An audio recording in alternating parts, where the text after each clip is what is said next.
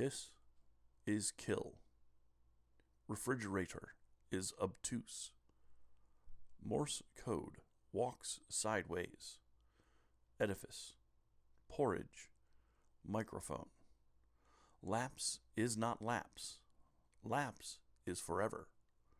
Island is walk. Imagine, you wake up one morning and you've overslept. You have a radio, and it's just broadcasting things like that. On the television, no sound, no narration, no news reporter to tell you what's going on. Just kiss is kill coming from the radio. And the screen bears images that beggar the imagination. There are people, bloody, wandering the streets, eyes wide in shock as some are jumping out of windows and tearing each other apart in the rubble of a building which hasn't been so much exploded as burst at the seams from all the humanity inside, if what you can call the massive madness you're looking at humanity. Then a message. The only sound from the television comes across in French. You grab your phone and have it translate.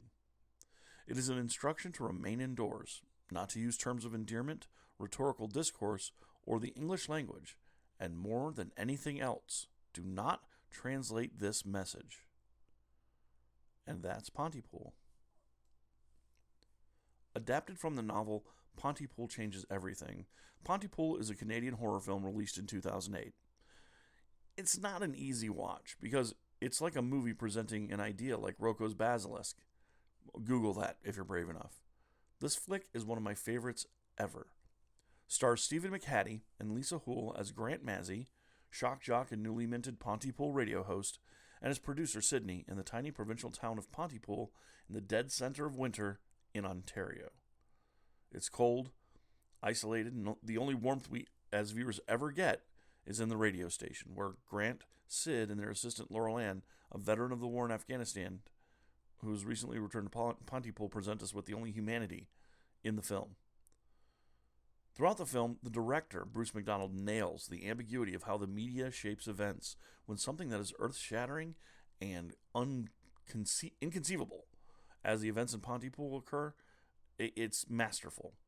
This flick came out in 2008, and with the terrorist attacks on 9/11 still an aching wound on the Western world psyche, it called back to feelings on how the news dealt with those events on that day. Stephen McHattie is incredible as Grant Mazzy, gruff, cynical, and skeptical. The events in the flick beggar belief, and Grant has none to begin with. Lisa Houle's Sid is at turns a beleaguered small-town radio programmer and a sympathetic woman in a horrifying situation who's forced to do horrifying things. The events in Pontypool need to be experienced for yourself.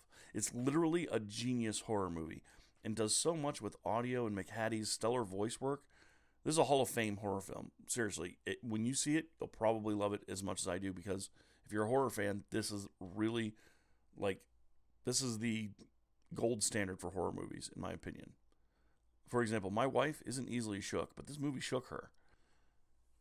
And I'm a longtime veteran of horror films. Cannibal Holocaust, Hostel. These movies didn't harm my psyche like Pontypool did. Those are big, gaudy horrors, meant to shock your mind. But this movie gets more horrifying the longer you think about it, and it gets into your brain like a splinter. You know, it's not like a big sledgehammer of, oh, look at how horrible this is. It's just like a little splinter that worms its way through your mind. Like in a zombie apocalypse, you'd think your wits and skill with firearms would make the difference, right? You might survive if you can handle a gun and keep your wits about you. Well, in this scenario, your wits are against you, and firearms can't make a difference against a horde so large it can burst a building from the inside out. This movie, automatic, 4 stars, and a recommendation to immediately check it out. You can find this flick streaming on right now on AMC Plus on the Amazon Prime service, and it's just fantastic. Fantastic. Check it out. Thanks again for tuning in to Staff Picks. Please like, subscribe, and share the video with your friends if you liked it. Hit the notification bell if you want to know when the next episode will be up. We'll be back again next week with a interesting film that I think everyone will enjoy. And License to Play comes this Friday. And don't forget, folks, to stay retro. Peace.